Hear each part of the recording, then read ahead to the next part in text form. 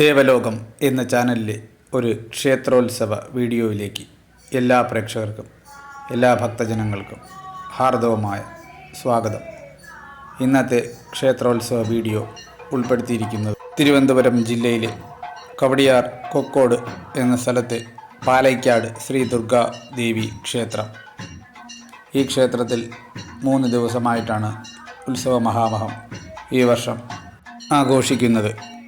പുനഃപ്രതിഷ്ഠാ വാർഷികം ദിനാഘോഷം തുടങ്ങി ഉത്സവ ദിനം, കുംഭഭരണി പൊങ്കാല എന്നീ 3 ദിവസങ്ങളിലെ എല്ലാ വീഡിയോകളും ഇതിൽ ഉൾപ്പെടുത്തിയിട്ടുണ്ട്. വീഡിയോ പൂർണ്ണമായും കാണുക. ആദ്യ ദിവസത്തിലെ പ്രധാന ചടങ്ങായ വാർഷിക കലശപൂജയാണ് നിങ്ങൾ ഈ കണ്ടുകൊണ്ടിരിക്കുന്നത്. വാർഷിക കലശപൂജ തന്ത്രിയുടെ നേതൃത്വത്തിലാണ് നടന്നു വരുന്നത്. എല്ലാ ദേവീ ദേവന്മാർക്കുമുള്ള കലശങ്ങളും ഇവിടെ പൂജയ്ക്കായി വെച്ചിട്ടുണ്ട്. എല്ലാ കലശങ്ങളും പൂജിച്ച് ആ ജലം തീർത്ഥജലമാക്കി മാറ്റിയ ശേഷം അത് ഭഗവാനിൽ അഭിഷേകം ചെയ്ത് ധൂപം ദീപം നൈവേദ്യം നൽകി ദീപാരാധന കാണിക്കുന്നതോടുകൂടി കലശപൂജ അവസാനിക്കുന്നതാണ്. വാദ്യ മേളങ്ങളുടെ അകമ്പടിയോടുകൂടി താന്ത്രിക പൂജ വിധിപ്രകാരമാണ് ഇവിടെ കലശപൂജ നടന്നു വരുന്നത്. അതിനുശേഷം ഈ കലശ അഭിഷേകവും ഉണ്ടായിരിക്കുന്നതാണ്. ഇതാ കലശത്തിൽ നീരാഞ്ജനം ഒഴിയുന്നു. നീരാഞ്ജനം ഒഴിയുക എന്നത് ദീപാരാധന എന്ന് തന്നെയാണ് ഉദ്ദേശിക്കുന്നത്. കലശത്തിലെ ദീപാരാധന കാണിച്ച ശേഷം കലശം എഴുന്നള്ളിച്ച് ക്ഷേത്രത്തിനുള്ളിലേക്ക് കൊണ്ടുപോകുന്നു. ക്ഷേത്രം മേൽശാന്തിയുടെ കയ്യിൽ കലശം നൽകി ക്ഷേത്രത്തിനൊരു വലം വെച്ച് ക്ഷേത്രത്തിനുള്ളിലേക്ക് പോയി പ്രധാന കലശം എന്നറിയപ്പെടുന്ന ബ്രഹ്മകലശം ദേവിക്ക് അഭിഷേകം ചെയ്യുന്നു. അതിനുശേഷം തന്ത്രിയുടെ ആഭിമുഖ്യത്തിൽ തന്നെ ധൂപം ദീപം നൈവേദ്യം നൽകി ദേവിയെ അലങ്കരിച്ച ശേഷം ദീപാരാധന നടത്തുന്നു. അതോടുകൂടി ആദ്യ ദിവസത്തെ രാവിലെ ചടങ്ങുകളെല്ലാം പൂർത്തിയാവുന്നതാണ്. അതിനുശേഷം അന്നദാന വിതരണമാണ്. ഈ ക്ഷേത്രത്തിൽ എല്ലാ ദിവസവും രാവിലെ പ്രഭാത ഭക്ഷണവും ഉച്ചയ്ക്ക് അന്നദാനവും ക്ഷേത്ര ഭാരവാഹികൾ ഒരുക്കിയിരുന്നു. പൊതുജനങ്ങളിൽ നിന്നും ഭക്തജനങ്ങളിൽ നിന്നുമുള്ള സഹായ സഹകരണങ്ങളുടെ ഫലമായിട്ട് എല്ലാ ദിവസവും അന്നദാനം നൽകുന്നതിന് സാധിച്ചു. ഭക്തർക്കെല്ലാവർക്കും ക്ഷേത്ര ദർശനത്തിന് ശേഷം ദേവിയുടെ പ്രസാദവും വാങ്ങി വീട്ടിലേക്ക് പോകുന്നതിന് സാധിക്കുന്നു. അത് ഒരു വലിയ അനുഗ്രഹം തന്നെയാണ്. ഇതാ കലശത്തിൻ്റെ ദീപാരാധന നടക്കുന്നു. നീരാഞ്ജനം കാണിച്ച ശേഷം കലശം തന്ത്രിയുടെ നേതൃത്വത്തിൽ എഴുന്നള്ളിച്ച് ക്ഷേത്രത്തിനുള്ളിലേക്ക് കൊണ്ടുപോകുന്ന ചടങ്ങാണ് അടുത്തത്. വാദ്യമേളങ്ങളുടെയും പാണിവിളക്കിൻ്റെയുമൊക്കെ അകമ്പടിയോടുകൂടിയാണ് ഈ കലശങ്ങൾ ദേവിക്ക് മുന്നിലേക്ക് എഴുന്നള്ളിക്കുന്നത്. ആദ്യത്തേത് ദേവിക്ക് എഴുന്നള്ളിച്ച് അഭിഷേകം ചെയ്ത ശേഷം മാത്രമാണ് മറ്റ് ഉപദേവതകളായ ഗണപതിയായാലും നാഗരാജാവായാലും യക്ഷിയമ്മയായാലും യോഗീശ്വരനായാലും മന്ത്രമൂർത്തിയായാലും എല്ലാ പേർക്കും പിന്നീട് മാത്രമേ അഭിഷേകവും ദീപാരാധനയുമുള്ളൂ. ആദ്യത്തേത് ബ്രഹ്മകലശം ദേവിക്ക്, അതായത് ഭദ്രകാളി ദേവിക്ക് ആദ്യമായിട്ട് അഭിഷേകം ചെയ്യുന്നു. ഇത്തരം ഭക്തി നിർഭരമായ ചടങ്ങുകൾക്ക് പങ്കെടുക്കാൻ സാധിക്കാത്ത എല്ലാ ഭക്തജനങ്ങൾക്കുമായിട്ട് ഈ വീഡിയോ ഷെയർ ചെയ്ത് നൽകണമെന്ന് ഞാൻ അഭ്യർത്ഥിക്കുന്നു. അതിലൂടെ അവർക്കും പാലക്കാട് ഭദ്രകാളി ദേവിയുടെ അനുഗ്രഹവും ആശീർവാദവുമൊക്കെ ഉണ്ടാകട്ടെ എന്ന് ഞാനും ദേവിയുടെ നാമത്തിൽ പ്രാർത്ഥിച്ചു കൊള്ളുന്നു. ഇതാ ദേവിക്ക് പാണിവിളക്കിൻ്റെ അകമ്പടിയോടുകൂടി കലശം എഴുന്നള്ളിച്ച് ക്ഷേത്രം വലം വെച്ച് വരുന്നത് നമുക്ക് കാണുവാൻ സാധിക്കും. ദേവിയുടെ അഭിഷേകമാണ് അടുത്തത്. ഭക്തജനങ്ങളെല്ലാം ഈ ഒരു അഭിഷേകം കാണുന്നതിനായിട്ട് ക്ഷേത്രത്തിന് പുറത്തായിട്ട് അക്ഷമരായിട്ട് കാത്തു നിൽക്കുന്നു. അവരുടെയെല്ലാം നാവിൽ ഒരേ ഒരു മന്ത്രം മാത്രമേ ഉള്ളൂ. ഓം ദും ദുർഗായേ നമഃ. സർവമംഗളമംഗല്യേ ശിവേ സർവാർത്ഥി സാധുകേ ശരണ്യേ ത്രിയംബകേ ഗൗരി നാരായണീ നമോസ്തുതേ എന്ന മഹാമന്ത്രം ഉരുവിട്ടുകൊണ്ട് ഭക്തരെല്ലാവരും കലശാഭിഷേക ദർശനത്തിനായിട്ട് പ്രാർത്ഥിച്ച് നിൽക്കുന്നു. ക്ഷേത്രത്തിന് പുറത്തായിട്ട് ഒരു വലിയ പനമരവും നിൽപ്പുണ്ട്. യക്ഷിയമ്മയുടെ പ്രതീകമായിട്ടാണ് ഈ പനമരം ക്ഷേത്രത്തിനുള്ളിൽ നിലകൊള്ളുന്നത്. ഒന്നാം ഉത്സവ ദിവസത്തെ മറ്റൊരു പ്രധാന ചടങ്ങായ മഹാമൃത്യുഞ്ജയ ഹോമവും ക്ഷേത്രാങ്കണത്തിൽ നടന്നു വരുന്നു. അതിൻ്റെ ദീപാരാധന കാഴ്ചകൾ കൂടി ഒന്ന് കണ്ടുവരാം. ജനിച്ചാൽ ഒരിക്കൽ മരിക്കുക തന്നെ വേണം. അതിനാൽ മൃത്യുവിനെ ജയിക്കാൻ ആരാലും സാധിക്കുകയില്ല. എന്നിരുന്നാലും നമ്മുടെ ആയുസ്സിനെ നിയന്ത്രിക്കുന്ന ചില ഘടകങ്ങളുണ്ട്. ആ ഘടകങ്ങളുടെ എല്ലാം അനുകൂലാവസ്ഥ നമ്മുടെ ആയുസ്സിനെ നമുക്ക് നീട്ടി നൽകുന്നു. കണ്ണുള്ളപ്പോൾ കണ്ണിൻ്റെ കാഴ്ച അറിയില്ല എന്ന് പറയുന്നത് പോലെ നമ്മൾ ജീവിച്ചിരിക്കുമ്പോൾ നമ്മുടെ വില അറിയത്തില്ല. അതിനാൽ നമ്മുടെ ആയുസ്സിനെ പ്രതിനിധീകരിക്കുന്ന ആ മഹാമൃത്യുഞ്ജയ മന്ത്രം കൂടി ഒന്ന് കേട്ടോളൂ. ത്രയംബകം യജാമഹേ സുഗന്ധിം പുഷ്ടിവർദ്ധനം ഊർവാരുകമിവ ബന്ധനാത് മൃത്യോർമുക്ഷീഹമാമൃതാത്. ഈ മഹാമൃത്യുഞ്ജയ മന്ത്രം ദിനം പ്രതി ഒരു 11 പ്രാവശ്യമെങ്കിലും വൈകുന്നേരമോ രാവിലെയോ കുളിച്ച് ശുദ്ധമായി വിളക്ക് കത്തിച്ച ശേഷം ഉരുവിടുന്നത് ജീവിതത്തിൽ സർവ്വ ഐശ്വര്യങ്ങളും പ്രദാനം ചെയ്യുന്നതിന് സഹായിക്കുന്നു. ദേവി നാരായണീയ പാരായണ സമിതി കരകുളത്തിൻ്റെ ആഭിമുഖ്യത്തിൽ ദേവി നാരായണീയ പാരായണമാണ് ക്ഷേത്ര കാമ്പൗണ്ടിനുള്ളിൽ നടന്നു വരുന്നത്. അതിനായിട്ട് 11ഓളം സ്ത്രീകൾ ക്ഷേത്രത്തിലെത്തി രാവിലെ 8:30 മണി മുതൽ ദേവി മഹാത്മ്യം പാരായണം ചെയ്തു വരുന്നു. അതിൻ്റെ പുണ്യങ്ങളും എല്ലാ ഭക്തജനങ്ങൾക്കും ലഭിക്കട്ടെ. ക്ഷേത്ര ഭക്തജനങ്ങളും ഈ പാരായണ സമിതിക്കൊപ്പം നാരായണീയം പാരായണം ചെയ്യുന്നതിലൂടെ അവർക്കും അവരുടെ കുടുംബത്തിനും സർവൈശ്വര്യങ്ങളും സമ്പദ് സമൃദ്ധിയും ദുർഗാദേവി പ്രദാനം ചെയ്യട്ടെ. ഇതാ കലശാഭിഷേകത്തിന് ശേഷമുള്ള ദീപാരാധനയാണ് നടന്നു വരുന്നത്. എല്ലാ ഭക്തജനങ്ങളും ഒരേ മനസ്സോടുകൂടി ദേവിയെ ദുർഗാദേവിയെ പ്രാർത്ഥിക്കുന്നു.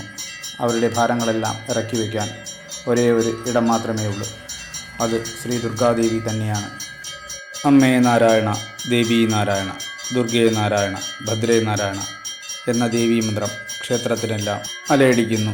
ദീപാരാധനയ്ക്ക് ശേഷം കർപ്പൂര ആരതി ഒഴിഞ്ഞ് അവർ അന്നദാന സദ്യയും കഴിച്ച ശേഷം മാത്രമേ ക്ഷേത്രത്തിന് പുറത്തേക്ക് പോവുകയുള്ളൂ. സ്ത്രീ ഭക്തജന സാന്നിധ്യം കൊണ്ട് ഏറെ പേരുകേട്ട ഈ പാലക്കാട് ശ്രീ ദുർഗാദേവി ക്ഷേത്രത്തിന് മറ്റൊരു പ്രത്യേകത കൂടിയുണ്ട്. ക്ഷേത്രത്തിലെ പ്രധാന ഭാരവാഹികളിലൊരാളായ ട്രഷറർ സ്ഥാനം വഹിക്കുന്നത് ഒരു വനിതയാണെന്നുള്ള കാര്യം സന്തോഷപൂർവ്വം എല്ലാവരെയും അറിയിച്ചു കൊള്ളുന്നു. ഇതാ വൈകുന്നേരത്തെ സന്ധ്യാദീപാരാധന സമയമായി. 1-ാം ദിവസത്തെ സന്ധ്യാദീപാരാധനയാണ് നിങ്ങൾ ദർശിച്ചു കൊണ്ടിരിക്കുന്നത്. ദേവിയുടെ അനുഗ്രഹം എല്ലാവർക്കും ഉണ്ടാവട്ടെ. ഈ ദീപാരാധനയ്ക്ക് ശേഷം അടുത്ത ചടങ്ങെന്ന് പറയുന്നത് സർപ്പബലിയാണ്. നാഗരാജാവിനെയും നാഗേക്ഷിയെയും നാഗപരമ്പര ദൈവങ്ങളെയുമെല്ലാം പ്രീതിപ്പെടുത്തി സർവൈശ്വര്യങ്ങൾ ഉണ്ടാക്കുന്നതിന് വേണ്ടി കളം വരച്ച് നാഗരാജാവിനെയും നാഗേക്ഷിയെയും അതിലേക്ക് ആവാഹിച്ച് അവർക്ക് ബലി നൽകി നാഗരാജാവിൻ്റെയും നാഗേക്ഷിയമ്മയുടെയുമൊക്കെ അനുഗ്രഹത്തിനായിട്ട് എല്ലാവരും പ്രാർത്ഥിക്കുന്നു. വാദ്യഘോഷങ്ങളുടെ അകമ്പടിയോടുകൂടി വലിയ നാഗരാജാവിൻ്റെ കളം വരച്ച് അതിലേക്ക് നാഗർക്ക് വേണ്ടിയുള്ള ഊട്ട് നൽകി നാഗരെ തൃപ്തിപ്പെടുത്തി ധൂപം ദീപം നൈവേദ്യം നൽകി നാഗരാജാവിനെയും നാഗേക്ഷിയമ്മയെയും പ്രീതിപ്പെടുത്തുന്നു. ഇനി വരുന്ന ഒരു വർഷത്തേക്ക് സകല ദുരിതങ്ങളും മാറ്റി എല്ലാ ഐശ്വര്യങ്ങളും നാഗരാജാവും നാഗേക്ഷിയമ്മയും പ്രദാനം ചെയ്യും എന്നത് തന്നെയാണ് ഇതിൻ്റെ വിശ്വാസം. നാഗദോഷങ്ങളും സർപ്പദോഷങ്ങളും ഉള്ളവർക്കുമെല്ലാം ഒരു പരിഹാരമായിട്ടാണ് ഈ സർപ്പബലി നടത്തുന്നത്. സർപ്പഗായത്രി കൂടി ഒന്ന് കേട്ടോളൂ. ഓം സർപ്പരാജായ വിദ്മഹേ പത്മഹസ്തായ ധീമഹി തന്നോ വാസുകി പ്രചോദയാത്. ഇത് നാഗരാജ ഗായത്രി മന്ത്രമാണ്. ഈ മന്ത്രം നമ്മൾ എഴുതി വെച്ച് പഠിച്ച് ഉരുവിട്ട് സ്വായത്തമാക്കുക. നമ്മുടെ കുടുംബങ്ങളിലുണ്ടാകുന്ന നാഗദോഷങ്ങളും സർപ്പദോഷങ്ങളും എല്ലാം തീർന്ന് സർവൈശ്വര്യങ്ങളും നമുക്ക് പ്രദാനം ചെയ്യാൻ ഈ ഗായത്രി മന്ത്രത്തിന് സാധിക്കും. ഇത് പ്രായഭേദമന്യേ ആർക്കും ജപിക്കാവുന്നതാണ്. വൈകുന്നേര സമയങ്ങളിലോ രാവിലെയോ എപ്പോഴെങ്കിലും കുളിച്ച് ദേഹശുദ്ധി വരുത്തി ഈ മന്ത്രം നമുക്ക് ജപിക്കാവുന്നതാണ്. നമ്മുടെ യഥാശക്തി ഈ മന്ത്രം ജപിച്ച് കുറച്ച് പൂക്കൾ വീട്ടിലെ പൂജാമുറിയിലെ വിളക്കിൽ അർപ്പിക്കുന്നതിലൂടെ നാഗദോഷങ്ങളും സർപ്പദോഷങ്ങളുമെല്ലാം മാറി സർവൈശ്വര്യങ്ങളും സമ്പൽ സമൃദ്ധിയുമുള്ള ഒരു ജീവിതം പ്രദാനം ചെയ്യുന്നതിന് ഈ ഒരു ഗായത്രി മന്ത്രം സഹായിക്കും. അതിനാൽ ഇത് ഉപയോഗപ്പെടുത്തുക.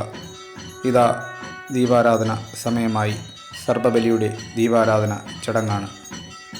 ഈ ദീപാരാധന കണ്ടു തൊഴുത് സായുജ്യമടഞ്ഞ് നാഗരാജാവിൻ്റെയും നാഗേക്ഷിയമ്മയുടെയും നാഗപരമ്പര ദൈവങ്ങളുടെയും എല്ലാം അനുഗ്രഹത്തിന് പാത്രീഭൂതരാവാൻ എല്ലാ ഭക്തജനങ്ങളോടും ഞാൻ ദേവീനാമത്തിൽ അഭ്യർത്ഥിച്ചു കൊള്ളുന്നു. സർപ്പബലി ദീപാരാധനയ്ക്ക് ശേഷം ക്ഷേത്രത്തിലും അത്താഴപൂജ ദീപാരാധന ഉണ്ടായിരിക്കുന്നതാണ്. സർപ്പബലിക്കായിട്ട് ഒരുപാട് നൈവേദ്യങ്ങൾ ഭക്തജനങ്ങൾക്കായിട്ട് തയ്യാറാക്കി വെച്ചിട്ടുണ്ട്. അതെല്ലാം ഭഗവാന് നൈവേദ്യിച്ച ശേഷം ഭക്തജനങ്ങൾക്കായിട്ട് വിതരണം ചെയ്യുന്നു. ഉണ്ണിയപ്പം, പഴവർഗ്ഗങ്ങൾ, മറ്റ് ഫലമൂലാദികളെല്ലാം തന്നെ ഈ ഒരു സർപ്പബലിക്കായിട്ട് തയ്യാറാക്കി വെച്ചിട്ടുണ്ട്. അതും ഭക്തജനങ്ങൾക്ക് പ്രസാദമായി വിതരണം ചെയ്യുന്നു. മറ്റൊരു ക്ഷേത്രങ്ങളിലുമില്ലാത്ത പ്രത്യേകത ഇവിടെ കാണാൻ സാധിച്ചത് വൈകുന്നേരങ്ങളിലിവിടെ മധുരപലഹാരങ്ങളായ ലഡു, ജിലേബി, മറ്റ് കേസരി തുടങ്ങിയ ഭക്ഷണ പദാർത്ഥങ്ങൾ ദീപാരാധനയ്ക്ക് ശേഷം ക്ഷേത്രത്തിന് പുറത്ത് വിതരണം നടന്നു വരുന്നു. 3 ദിവസവും തുടർച്ചയായി ഇവിടെ ഈ വൈകുന്നേരങ്ങളിൽ ഈ മധുരപലഹാര പ്രസാദ വിതരണം നടന്നു വന്നു. അതെല്ലാം ഭക്തജനങ്ങളുടെയും നാട്ടുകാരുടെയും ഒരേ ഒരു കൂട്ടായ്മയുടെ ഫലം തന്നെയാണ്. സമയം വൈകുന്നേരം 8 മണിയായി. ഇതാ അത്താഴപൂജയുടെ സമയമായി. അത്താഴപൂജ, ദീപാരാധന കണ്ടു തൊഴുത് 1-ാം ദിവസത്തെ ക്ഷേത്ര ചടങ്ങുകളെല്ലാം അവസാനിച്ച് ഭക്തരെല്ലാവരും കർപ്പൂരാരത്തി ഒഴിഞ്ഞ് അവരവരുടെ വീടുകളിലേക്ക് തിരികെ പോകുന്നു. നല്ല മഴയുള്ള ദിവസമായിരുന്നിട്ട് പോലും ഭക്തജനങ്ങളുടെ എല്ലാം നിസ്സീമമായ സഹകരണം ഈ 1-ാം ദിവസത്തെ ഉത്സവത്തിന് ക്ഷേത്ര പരിസരത്തും ക്ഷേത്ര കാമ്പൗണ്ടിലും ഉണ്ടായിരുന്നു. അതുതന്നെ ഒരു കൂട്ടായ്മയുടെ വിജയമെന്ന് നമുക്ക് പറയാം. ഇനി 2-ാം ദിവസത്തെ ഉത്സവ മഹാമഹ കാഴ്ചകളാണ്. 2-ാം തിരുവുത്സവ ദിവസം നട തുറക്കലിന് ശേഷം ആദ്യമായി ഗണപതി ഹോമമാണ്. എല്ലാ ശുഭകാര്യങ്ങളും നമ്മൾ ആരംഭിക്കുന്നത് ഗണപതി ഭഗവാനെ പ്രാർത്ഥിച്ചുകൊണ്ടാണ്. എന്തെന്നാൽ വിഘ്നങ്ങളൊന്നും ഉണ്ടാകാതെ എല്ലാം സർവൈശ്വര്യങ്ങളോടും കൂടി നമുക്ക് വന്നു ചേരണമെന്ന് നമ്മൾ പ്രാർത്ഥിക്കുന്നു. അതിനായിട്ട് ആദ്യമായിട്ട് വിഘ്നേശ്വരനെ പ്രാർത്ഥിച്ചു വേണം എല്ലാ ശുഭകാര്യങ്ങളും തുടങ്ങേണ്ടത്. അതുപോലെ ഇവിടെയും 2-ാം ദിവസം രാവിലെ ഇതാ ഗണപതി ഹോമവും അതിൻ്റെ ദീപാരാധനയുമാണ് നടന്നു വരുന്നത്. അതിനുശേഷം ശ്രീ അയ്യപ്പ പാരായണ സമിതി വട്ടിയൂർക്കാവ് അവതരിപ്പിക്കുന്ന ഒരു ദേവീ മഹാത്മ്യ പാരായണമാണ് ഇവിടെ നടന്നു വരുന്നത്. അവർ രാവിലെ 9 മണി മുതൽ തന്നെ ഇവിടെ പാരായണം ആരംഭിച്ചു കഴിഞ്ഞു. ദേവിയുടെ മഹാത്മ്യം ചൊല്ലി അവരുടേതായിട്ടുള്ള ലളിതാ സഹസ്രനാമവും ദേവീ മഹാത്മ്യവുമൊക്കെ പാരായണം ചെയ്ത് അവർ ക്ഷേത്രത്തെ മന്ത്രമുഖരിതമാക്കി മാറ്റുന്നു. അതിനുശേഷം ഉച്ചയ്ക്ക് അന്നദാനമാണ്. അന്നദാനം എന്നതുകൊണ്ട് ഉദ്ദേശിക്കുന്നത് അന്നദാന സദ്യ തന്നെയാണ്. കൃത്യം 12 മണിക്ക് തന്നെ അന്നദാന സദ്യ ഭക്തർക്ക് നൽകുന്നതാണ്. അന്നേ ദിവസം വൈകുന്നേരത്തെ ചടങ്ങുകളാണ് ഇനി ബാക്കിയുള്ളത്. അന്നേ ദിവസം വൈകിട്ട് 5 മണിക്ക് നട തുറക്കലാണ്. അതിനുശേഷം നടന്നു വരുന്ന ഒരു സമ്പ്രദായ ഭജനാണ് നിങ്ങളീ കണ്ടുകൊണ്ടിരിക്കുന്നത്. ശ്രീ പത്മനാഭ നാമസങ്കീർത്തന സമിതി പാൽക്കുളങ്ങര തിരുവനന്തപുരം അവതരിപ്പിച്ച ഒരു ഭജനയാണ്. ദേവീ മഹാത്മ്യങ്ങളും ദേവീ സ്തുതികളും ദേവീ സ്തോത്രങ്ങളെല്ലാം പാടി ക്ഷേത്രവും പരിസരവും ഭക്തി നിർഭരമായി മാറ്റാൻ ഈ സമ്പ്രദായ ഭജനയ്ക്ക് സാധിക്കും. ഇപ്പോൾ ഇത്തരം ക്ഷേത്ര കലകളെല്ലാം വളരെ വിരളമായി മാത്രമേ നമുക്ക് കാണുവാൻ സാധിക്കുകയുള്ളൂ. ക്ഷേത്രത്തിന് പുറത്തായിട്ട് ഒരു നാരങ്ങാ ദീപം ഏറ്റുന്നതിനായിട്ടുള്ള ഒരു സജ്ജീകരണവും ഒരുക്കിയിട്ടുണ്ട്. ഭക്തർക്ക് എല്ലാവർക്കും നാരങ്ങാ ദീപം ദേവിക്ക് മുൻപിൽ കത്തിക്കുന്നതിനായിട്ടുള്ള സജ്ജീകരണങ്ങൾ ഇവിടെ ക്ഷേത്ര ഭാരവാഹികൾ ഒരുക്കിയിട്ടുണ്ട്. ദുർഗാദേവി ക്ഷേത്രങ്ങളിൽ നടത്തുന്ന പ്രധാന വഴിപാടുകളിലൊന്നാണ് ഈ നാരങ്ങാ വിളക്ക്. ഹൈന്ദവാചാരപ്രകാരം മറ്റ് നിരവധി ചടങ്ങുകൾക്ക് നാരങ്ങാ വിളക്ക് ഉപയോഗിക്കുന്നു. രാഹുദോഷത്തിൻ്റെ പരിഹാരത്തിനായിട്ടും ദേവീക്ഷേത്രങ്ങളിൽ ഈ നാരങ്ങാ വിളക്ക് വഴിപാട് നടത്താറുണ്ട്. ചൊവ്വയും വെള്ളിയുമാണ് ഈ വിളക്കുകൾ കത്തിച്ച് ദേവിക്ക് മുൻപിൽ സമർപ്പിക്കേണ്ടത്. ശക്തിസ്വരൂപിണിയായ ദേവിയെ പ്രീതിപ്പെടുത്താൻ ചെയ്യുന്ന രജസ പൂജയുടെ ഭാഗമായിട്ടാണ് ഈ നാരങ്ങാ വിളക്ക് കത്തിച്ചു വയ്ക്കുന്നത്. ലഘുവായ ഒരു ഹോമം ചെയ്തതിൻ്റെ ഫലമാണ് നാരങ്ങാ വിളക്ക് കത്തിക്കുന്നതിലൂടെ ഭക്തർക്ക് ലഭിക്കുന്നത്. അതുകൊണ്ടാണ് ഈ പൂജകളിലെല്ലാം ദുരാത്മാക്കളെ തുരത്തുന്നതിനായിട്ട് നാരങ്ങ ഉപയോഗിക്കാറുണ്ട്. ദുഷ്ടശക്തികളെ നിഗ്രഹിക്കാൻ കഴിവുള്ള ആളാണല്ലോ ദുർഗാദേവി. അതുപോലെ ഈ നാരങ്ങയ്ക്ക് ദുഷ്ടശക്തികളെ അകറ്റി നിർത്തുവാനുള്ള ശക്തിയുണ്ട്. നാരങ്ങാ വിളക്ക് കത്തിക്കുമ്പോൾ നാരങ്ങ നമ്മളോട് സദൃശ്യമാകുന്നു. നമ്മുടെ ഉൾഭാഗം ദൈവത്തെ കാണിക്കണം എന്നതാണ് ഇത് അർത്ഥമാക്കുന്നത്. മിഥ്യാബോധം, ദുരാഗ്രഹം, കാമം, കോപം എന്നിവയെ ദൈവത്തിൻ്റെ മുന്നിൽ ഉപേക്ഷിക്കണം. നാരങ്ങയുടെ വെളുത്ത ഭാഗം നമ്മുടെ ശുദ്ധമായ ജ്ഞാനത്തെ സൂചിപ്പിക്കുന്നു. അതുപോലെ ആ ഇരുണ്ട ഭാഗം, ഉള്ളിലെ പച്ച നിറമുള്ള ഭാഗം നമ്മളിലെ മായയെയും കാണിച്ചു തരുന്നു. ഇതാ സന്ധ്യാദീപാരാധന കഴിഞ്ഞിരിക്കുന്നു. സന്ധ്യാദീപാരാധനയ്ക്ക് ശേഷം ദേവീ ഭക്തർ നടത്തുന്ന ഒരു ഭക്തി ഗാനമേളയാണ് ഇത്. ആസ്വദിക്കുക.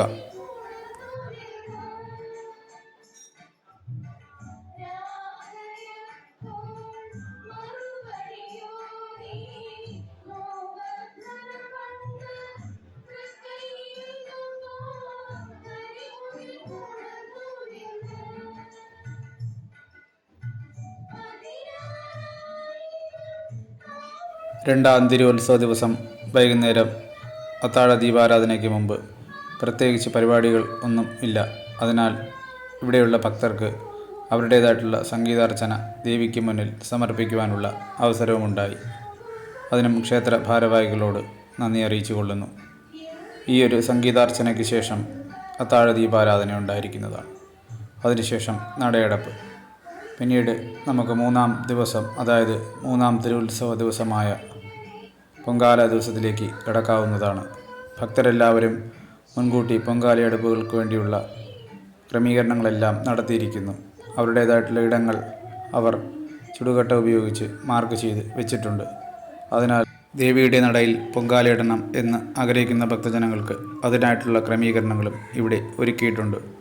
ഏവരും കാത്തിരുന്ന സുദിനം വരവായി. ഇതാ 3-ാം തിരുവുത്സവ ചടങ്ങുകൾ ആരംഭിക്കുകയായി. തിരുവുത്സവ ചടങ്ങുകൾക്ക് ആരംഭം കുറിക്കുന്നതിനായിട്ട് എത്തിയിരിക്കുന്നത് തിരുവിതാംകൂർ രാജകുടുംബത്തിലെ അംഗമായ അശ്വതി തിരുനാൾ ഗൗരി ലക്ഷ്മിബായി തമ്പുരാട്ടിയാണ്. സുപ്രധാന എഴുത്തുകാരിയും തിരുവിതാംകൂർ രാജകുടുംബത്തിലെ ഒരു പ്രധാന അംഗവുമാണ് അശ്വതി തിരുനാൾ ഗൗരി ലക്ഷ്മിബായി തമ്പുരാട്ടി. 2024 ഇന്ത്യയിലെ 4ാമത്തെ പരമോന്നത സിവിലിയൻ ബഹുമതിയായ പത്മശ്രീ ലഭിച്ചിട്ടുള്ള ആളാണ് ശ്രീ ഗൗരി ലക്ഷ്മിബായി. അവരുടെ സാന്നിധ്യം ക്ഷേത്രത്തിനെയും ഭക്തജന മനസ്സുകളെയും ധന്യമാക്കി.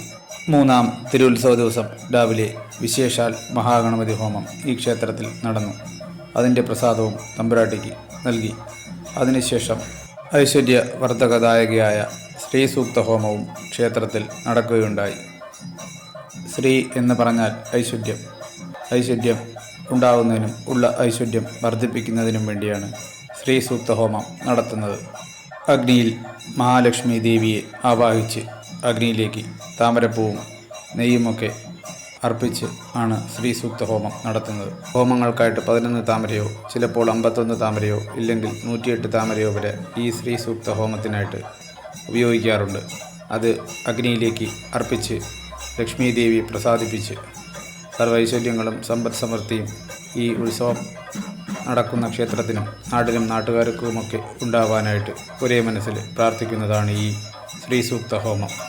ഗൗരി ലക്ഷ്മിബായി തമ്പുരാട്ടി ഇതാ പ്രസാദം തന്ത്രിയുടെ കയ്യിൽ നിന്ന് സ്വീകരിച്ച ശേഷം ക്ഷേത്രത്തിൽ ഒരു വലം വെച്ച് തൊഴുത ശേഷം പൊങ്കാലയടുപ്പിലേക്ക് തീ പകരാനായിട്ട് ക്ഷേത്രത്തിൻ്റെ വെളിയിൽ സജ്ജീകരിക്കുന്ന അടുപ്പിനടുത്തേക്ക് പോകുന്നത് നമുക്ക് കാണാം.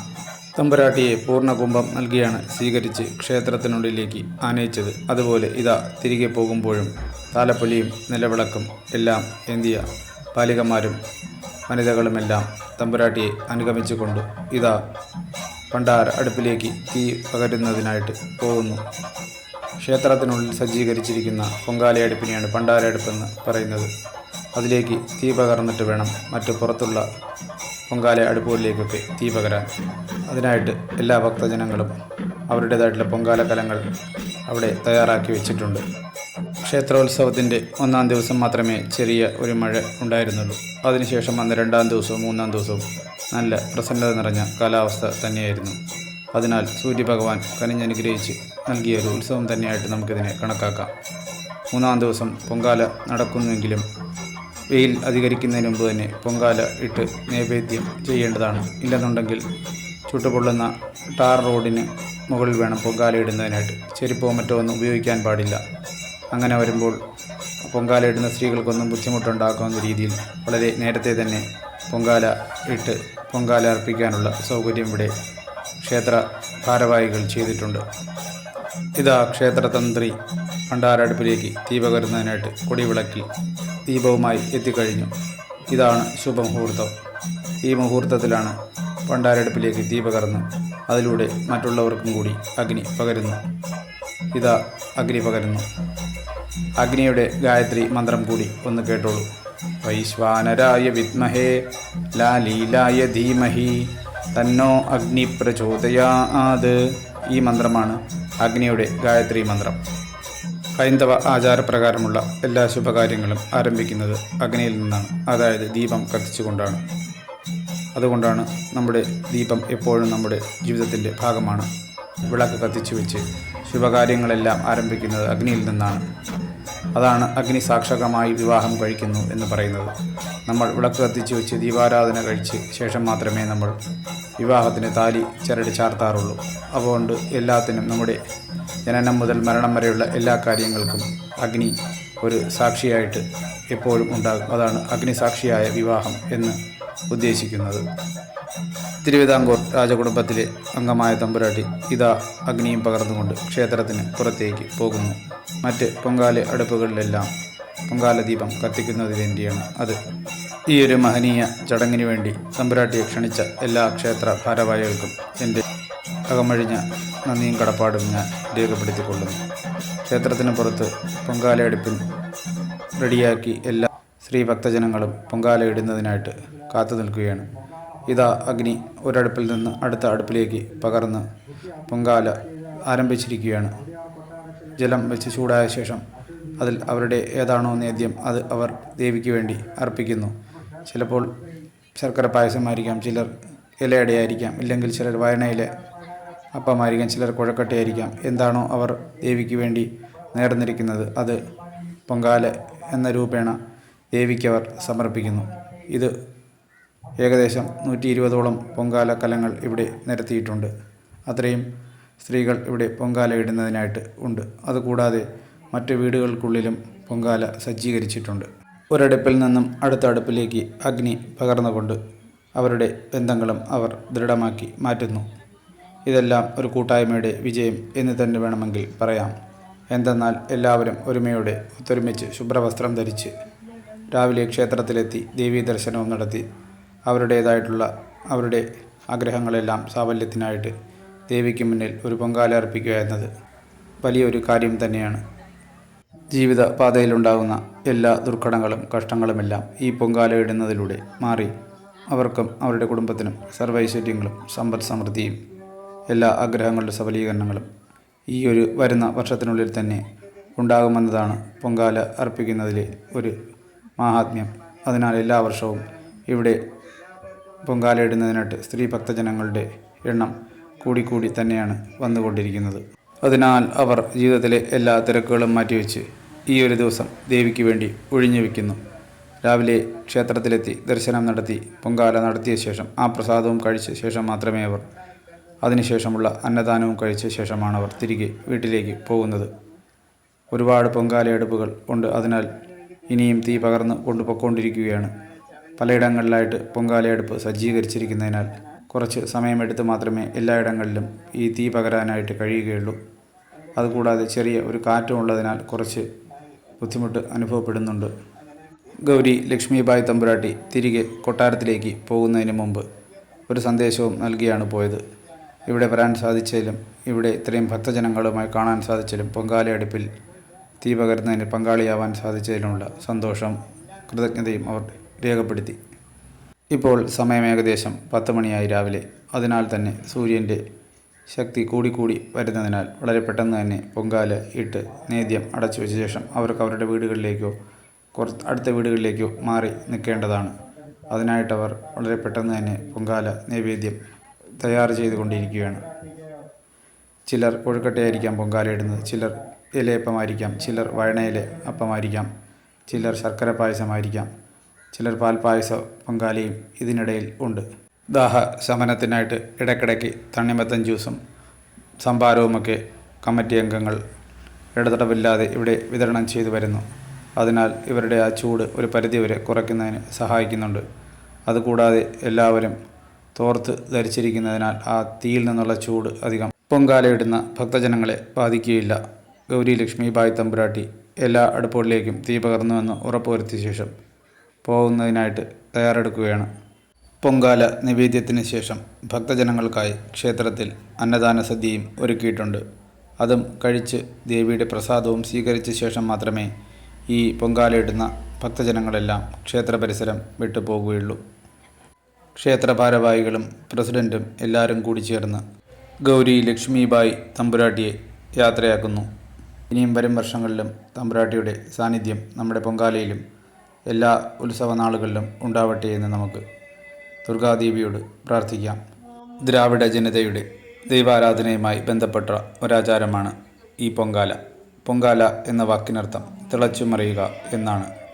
മനം ഒരുക്കി പ്രാർത്ഥിക്കുന്ന മങ്കമാരുടെ മനസ്സിലെ മാതൃസ്നേഹം നിറഞ്ഞു തുളുമ്പുന്ന നൈവേദ്യമാണ് പൊങ്കാല. ദുർഗാദേവിയുടെ തിരുസന്നിധിയിൽ മകൾ അമ്മയോടെന്ന പോലെ തൻ്റെ ദുഃഖങ്ങൾക്ക് ആശ്വാസമേകുമെന്ന പ്രതീക്ഷയോടുകൂടി അർപ്പിക്കുന്ന ഈ പൊങ്കാല നൈവേദ്യം ഒരു ദിവ്യ ഔഷധമായിട്ട് തന്നെയാണ് കരുതിപ്പോരുന്നത്.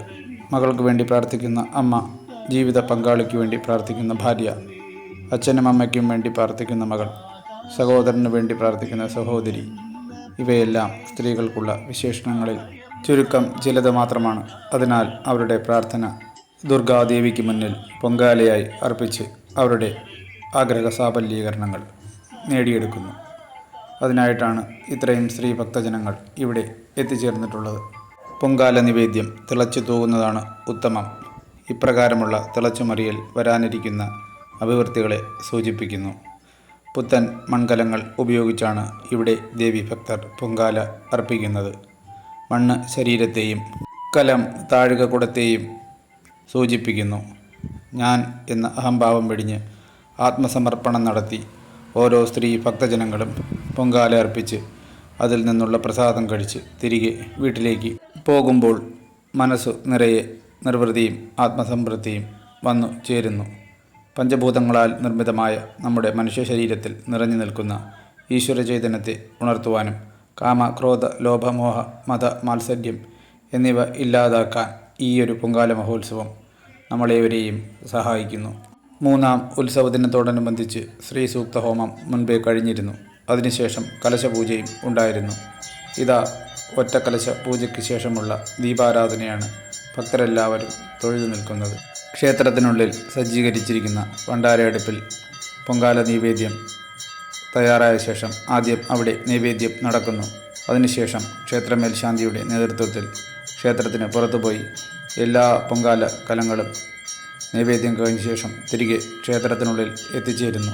ഇതോടുകൂടി മൂന്നാം ഉത്സവ ദിവസത്തെ രാവിലത്തെ ചടങ്ങുകളെല്ലാം അവസാനിക്കുന്നതാണ്. അതിനുശേഷം അന്നദാനം കഴിച്ച് ഭക്തരെല്ലാവരും തിരികെ അവരവരുടെ വീടുകളിലേക്ക് പോകുന്നു. ഇനി വൈകുന്നേരത്തെ കാഴ്ചകളാണ്. വൈകുന്നേരത്തെ ദീപാരാധനയാണ് നിങ്ങളീ കണ്ടുകൊണ്ടിരിക്കുന്നത്. ഇതിനുശേഷം ഒരു വിശേഷാൽ ഭഗവത് സേവയും ഉണ്ടായിരിക്കുന്നതാണ്. അതോടുകൂടിയാണ് ഈ വർഷത്തെ ഉത്സവ മഹാമഹം അവസാനിക്കുന്നത്. ഭഗവതി സേവ എന്ന പദത്തിനർത്ഥം ദേവിയെ പ്രീതിപ്പെടുത്തുക എന്നത് തന്നെയാണ്. അതിനായിട്ട് ക്ഷേത്രാങ്കണത്തിൽ 3 വിളക്കുകൾ സജ്ജീകരിച്ച് അതിൻ്റെ നടുവിലായിട്ട് അഷ്ടദളം എന്ന കളവും വരച്ച ശേഷം ദേവിയെ അതിലേക്ക് ആവാഹിക്കുന്നു. ലളിതാ സഹസ്രനാമാവലിയോ ലളിതാ സഹസ്രനാമ ജപമോ നടത്തി പൂക്കൾ അതിലേക്ക് അർപ്പിക്കുന്നു. അതിലൂടെ ദേവീ കടാക്ഷം എല്ലാവർക്കും ഉണ്ടാവും എന്ന് തന്നെയാണ് വിശ്വാസം. അതിനുശേഷം ധൂപം, ദീപവും നൈവേദ്യവുമൊക്കെ നൽകി ദേവിയെ പ്രീതിപ്പെടുത്തി ദീപാരാധന കാണിക്കുന്നതിലൂടെ ഭഗവതി സേവ എന്ന ഭക്തിനിർഭരമായ ചടങ്ങ് പൂർത്തിയാകുന്നു. ഈ 3 വിളക്കുകൾ 3 ദേവീദേവന്മാരെയാണ് പ്രതിനിധാനം ചെയ്യുന്നത്. ഒന്ന് ഗണപതിയെയും ഒന്ന് ഗുരുവിനെയും മൂന്നാമത്തേത് സാക്ഷാൽ ശ്രീ ദുർഗാദേവിയുമാണ് പ്രതിനിധാനം ചെയ്യുന്നത്. ഈ 3 ദേവീദേവന്മാരെയും പ്രീതിപ്പെടുത്തിയാൽ മാത്രമേ നമുക്ക് മുന്നോട്ടുള്ള ജീവിതയാത്രയിൽ ശക്തി ലഭിക്കുകയുള്ളൂ. അതിനു വേണ്ടിയിട്ടാണ് ലോകക്ഷേമകരാർത്ഥവും നമ്മുടെ നാടിനും നാട്ടുകാർക്കും എല്ലാ ഐശ്വര്യങ്ങൾക്കും അഭിവൃദ്ധിക്കും വേണ്ടി ഈയൊരു ഭഗവതി സേവ നടത്തുന്നത്. ആദ്യം ഗണപതിക്ക് നൈവേദ്യം വെച്ച് പ്രാർത്ഥിച്ച ശേഷം പിന്നീട് ഗുരുവിനും നൈവേദ്യവും പൂജയുമെല്ലാം നടത്തി പ്രാർത്ഥിക്കുന്നു. അതിന് ശേഷമാണ് ദുർഗാദേവിയെ ഭജിക്കുന്ന ലളിതാ സഹസ്രനാമവും ലളിതാ സഹസ്രനാമ നാമാവലിയും, അതായത് 1008 ദേവീനാമങ്ങളെല്ലാം ഉച്ചരിച്ചുകൊണ്ട് പൂക്കൾ കളത്തിലേക്ക് അർപ്പിച്ച് ദേവിയെ പ്രീതിപ്പെടുത്തുന്നു. അതിനുശേഷം ദീപാരാധനയും കാണിക്കുന്നു. ഇതാ മഹാഭഗവതി സേവയുടെ ദീപാരാധനയാണ് നിങ്ങൾ ദർശിച്ചു കൊണ്ടിരിക്കുന്നത്. എല്ലാ ഭക്തജനങ്ങളും ഇത് കണ്ട് തൊഴുത് സായുജ്യമടയേണ്ടതാണ്. ഇത് വരുവാൻ സാധിക്കാത്തവർക്കും കാണുവാൻ സാധിക്കാത്തവർക്കും വേണ്ടി ഈ വീഡിയോ ദയവ് ചെയ്ത് ഷെയർ ചെയ്ത് നൽകുക. അവർക്കും പാലക്കാട്ട് ശ്രീ ദുർഗാദേവിയുടെ കാരുണ്യവും കടാക്ഷവുമെല്ലാം ഉണ്ടാകട്ടെ. വരും വർഷങ്ങളിലും എല്ലാ ഐശ്വര്യങ്ങളും അഭിവൃദ്ധിയും ഈ നാടിനും നാട്ടുകാർക്കും ശ്രീ പാലക്കാട് ദുർഗാദേവി നൽകട്ടെ എന്ന് നമുക്ക് അകമഴിഞ്ഞ് പ്രാർത്ഥിക്കാം. ഉത്സവം നാടിനും നാട്ടുകാരുടെ ഐശ്വര്യത്തിനു വേണ്ടിയും അഭിവൃദ്ധിക്ക് വേണ്ടിയുമാണ് നടത്തുന്നത്. അതിനാൽ എല്ലാ നാട്ടുകാരുടെയും സഹായ സഹകരണങ്ങളും അവരുടെ ശ്രമദാനങ്ങളുമെല്ലാം ഈ ഉത്സവത്തിന് ആവശ്യമായിട്ട് വരും. ഇവിടെ എല്ലാവരും ഒരേ മനസ്സോടു കൂടി ഈ ഉത്സവം ഒരു വലിയ വിജയമാക്കി തീർത്തു. ഇതാ അവസാന ദീപാരാധനയാണ്. ഭഗവതി സേവയ്ക്ക് ശേഷവും അത്താഴപൂജയ്ക്ക് ശേഷവും സർവാഭരണ വിഭൂഷിതയായിരിക്കുന്ന ദേവിയെ ഒരു നോക്ക് കാണുവാനും നമ്മുടെ പ്രാർത്ഥനയാകുന്ന അർച്ചനകൾ ദേവീ പാദങ്ങളിൽ പുഷ്പങ്ങളായിട്ട് നൽകുവാനും ഇതാ ആയിരക്കണക്കിന് ഭക്തജനങ്ങൾ ദേവിക്ക് അഭിമുഖമായി ഇരുവശങ്ങളിൽ നിന്ന് തൊഴുത് പ്രാർത്ഥിക്കുന്നു. അതിനുശേഷമുള്ള കർപ്പൂര ദീപം എല്ലാ ഭക്തജനങ്ങളും അത് വാങ്ങി ഇരു കണ്ണുകളിലും ചേർക്കുന്നു. അതോടുകൂടി ഈ വർഷത്തെ ഉത്സവ മഹാമഹം അവസാനിക്കുന്നു. വീഡിയോ ലൈക്ക് ചെയ്യുക, ഷെയർ ചെയ്യുക. ഇത്തരം ക്ഷേത്ര സംബന്ധമായ വീഡിയോകൾക്കായിട്ട് ദേവലോകം എന്ന ചാനൽ സബ്സ്ക്രൈബ് ചെയ്യുക. ഓം ദും ദുർഗായേ നമഃ.